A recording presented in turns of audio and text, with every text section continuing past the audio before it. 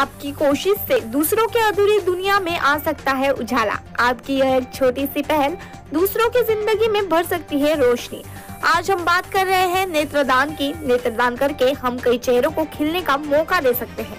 नेत्रदान की जागरूकता के लिए हमारे देश में हर वर्ष राष्ट्रीय नेत्रदान पखवाड़ा 25 अगस्त से 8 सितंबर तक मनाया जाता है। इस अभियान का उद्देश्य लोगों में नेत्रदान के महत्व पर जन जागृति पैदा करना है और लोगों को मृत्यु के बाद अपनी आंखें दान करने के लिए प्रेरित करना है। आज हमें नेत्रदान विषय पर संपूर्ण जानकारी देने के लिए हमारे साथ है नागपुर सुश्रुत नेत्रालय एवं रिसर्च सेंटर के प्रसिद्ध eye surgeon doctor Abhijit Patil. तो आइए जानते हैं नेत्रदान और नेत्र शल्य चिकित्सा से जुड़ी संपूर्ण जानकारियाँ।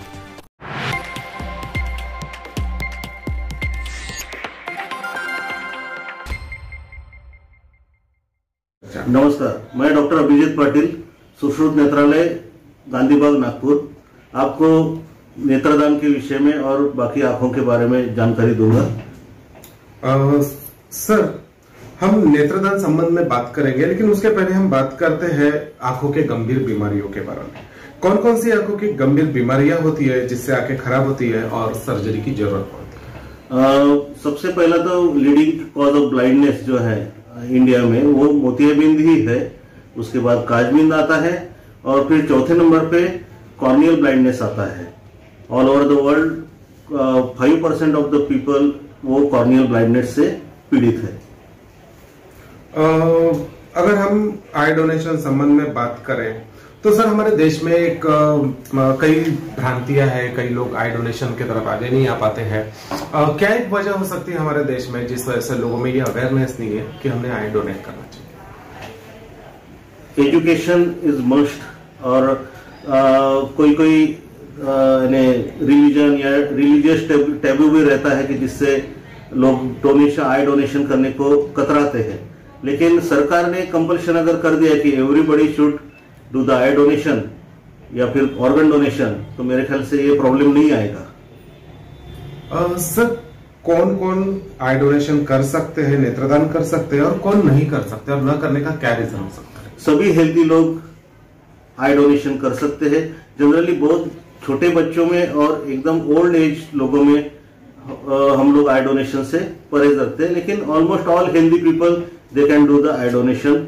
सीवियर बीमारी, जैसे किसी को कोई संक्रमित रोग हो, या जैसे एड्स हो, या HIV, हेपेटाइटिस बी इन्फेक्शन, ऐसे रोगों में जनरली हम लोग नहीं बोलते हैं करने के डोनेशन। अभी जनरली रिसेंटली हमारा देश कोरोना से गुजरा हुआ है। क्या कोरोना संक्रमित व्यक्ति भी आई डोनेशन कर सकता है? यस, कोरोना संक्रमित व्यक्ति भी आई डोनेशन कर सकता है, प्रोवाइडेड वो ठीक हुआ हो, बाकी कोई प्रॉब्लम नहीं आता है उसमें। आई डोनेशन संबंधी अगर हम बात करें तो डोनर और एक्सेप्टर, अब इन दोनों के बीच में क्या कोई कानूनी प्रक्रिया होती है आई डोनेशन की? नहीं, कोई कानूनी प्रक्रिया नहीं रहती है, एक्सेप्ट नॉन डिस्क्लोजर का एग्रीमेंट हो सकता है। हमारे देश में तकरीबन सरकार हर अवेयरनेस पे ध्यान देती है, चाहे कोरोना हो, चाहे किसी भी गंभीर बीमारी हो, चाहे डेंगू हो। लेकिन क्या आपको लगता है सरकार का रोल आई डोनेशन को लेके परिपूर्ण है? एक्चुअली और ज्यादा मैं परिपूर्ण नहीं बोलूंगा। सरकार अपनी तरफ से तो ब्लाइंडनेस कंट्रोल प्रोग्राम और आई डोनेशन वीक वगैरह सब करते हैं, लेकिन और ज्यादा इम्प्लीमेंटेशन करने की जरूरत है उसको, so that people they should be aware of it. Corneal donation के मामले में काफी देश आगे है, भारत को आप कहाँ देखते हैं? भारत थोड़ा पीछे है। मेजोरिटी ऑफ द कॉर्निया या ऑर्गन डोनेशन ये बाहर के कंट्रीज में ज्यादा है। इंडिया में लैक ऑफ एजुकेशन और इसकी जरूरत है, एजुकेशन की जरूरत है, सो दैट कॉर्नियल डोनेशन में अवेयरनेस बढ़ सके। अब हम बात करते हैं आई बैंक्स की। हमारे देश में काफी आई बैंक्स है, प्राइवेट सेक्टर में भी है, प्राइवेट हॉस्पिटल्स में भी है।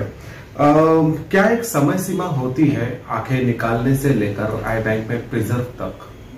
हाँ, रहती है। कोई वो आईज निकालने के बाद में उसको एक पर्टिकुलर मीडियम में स्टोर किया जाता है। कोई आईज 8 डेज के लिए स्टोर रहती है, कोई 21 डेज के लिए स्टोर रहती है। लेकिन वो टाइम के भीतर में कॉर्नियल ट्रांसप्लांटेशन हो जाना चाहिए। यानी 8 दिन के भीतर कॉर्नियल ट्रांसप्लांट हो जाना चाहिए। हो जाना चाहिए। कोई कोई लिमिट जहाँ प्रिजर्वेशन की फैसिलिटीज नहीं है वहां with in a span of few hours he transplant हो जाना चाहिए। ज्यादातर अपने देशों में आंखों की गंभीर बीमारियों से लोग ग्रसित रहते हैं और वो बस जीते चले जाते हैं।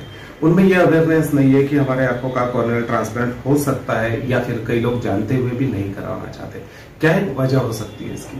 बेसिकली बहुत सारे लोग ऐसे रहते हैं कि जो आईज डोनेशन करने से कतराते हैं, क्योंकि उसमें ऐसा रहता है कि जैसे आपने बोला कि डिफॉर्म हो सकती है उनकी आई मरने के बाद में। कोई कोई रिलीजन में ऐसा है कि कोई पार्ट अगर निकला रहे तो उसको जन्नत नहीं मिलेगा या फिर कोई स्वर्ग नहीं जाएगा। ऐसे अलग अलग धारणाएं अलग अलग इसमें है, लेकिन वो धारणाएं कितनी सही है कितनी गलत है ये तो कोई जानता नहीं है। एज अ ह्यूमन बीइंग जिसको जरूरत है उसने, यहाँ हम लोग पैदा हुए हैं दूसरे की मदद करने के लिए, तो अगर हम लोग मदद नहीं करेंगे, मरते मरते भी अगर मदद नहीं करेंगे तो फिर उसके मतलब नहीं है। So we have to do the eye donation और ऑर्गन डोनेशन एनी हाउ।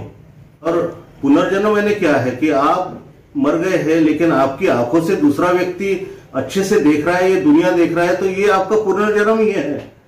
तो मेरे ख्याल से आई donation is the best option पुनर्जन्म के लिए।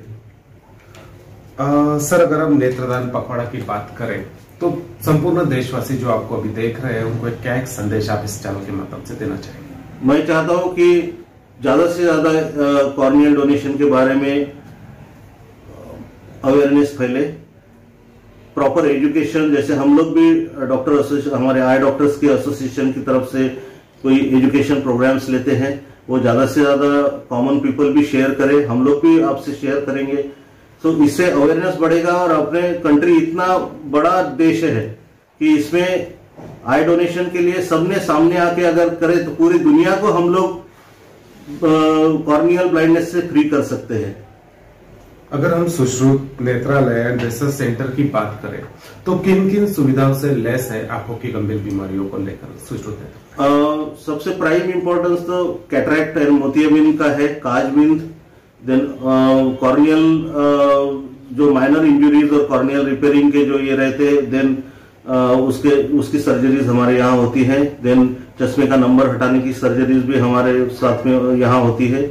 उसके बाद में ऑक्यूलोप्लास्टिक सर्जरी जैसे स्क्विंट, उसके बाद में पिछले पर्दे का रेटिना, उसकी भी सर्जरीज हमारे यहाँ पे होती है। सर, अगर कोई व्यक्ति आपसे संपर्क करना चाहता है अपनी आंखों की बीमारियों को लेकर तो किस प्रकार आपसे संपर्क कर सकता है? मैं तो हरदम अवेलेबल ही रहता हूँ, वो आके मेरे से डायरेक्टली मिल सकते हैं या फोन नंबर है मेरा हॉस्पिटल का, वहां फोन कर सकते हैं। sushruthnetralaya.com, सुश्रुत नेत्रालय रिसर्च सेंटर का मेल भी है, ईमेल आईडी sushruthnetralaya@gmail.com, उस पर मेल भी भेज सकते हैं। एड्रेस मेरा 1st floor Parik House, Daga hospital के अपोजिट, गांधीबाग, नागपुर।